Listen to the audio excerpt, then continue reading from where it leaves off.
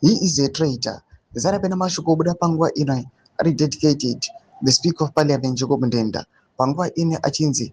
He betrayed our nation. Zarapena mashuko amdanyo kwa pangwa ina njira zote. Pana wazi kufara zurikuitika the ruling party ZANU-PF.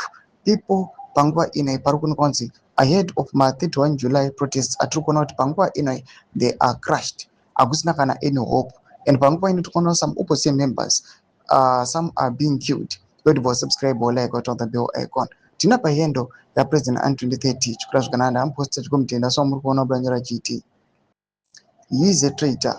He has sold out the people of Zimbabwe completely. Anyone who betrays this nation is our enemy. We will not forget and we will not forgive.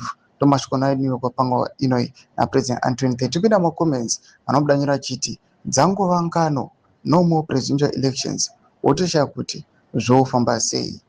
Anodzokanyira chiti handiti ndiwe waisimudza Emerson. Mwapinda chiti most political traitors in Zimbabwe history have a ndevele background. Nobengula Nyati, Zwida Milimo Mudenda, Singsu Chabango, Oswengwe, etc. Manupinda nyira chiti this one has betrayed all Zimbabweans. Was still he is assisted the Uganda steal the rights and laws out of the hand of Zimbabwe.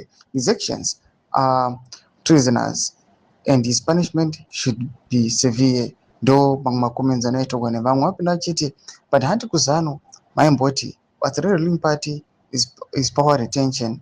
Remember vana Jonzo vachiti we can't reform ourselves out of power. This is what they are simply doing.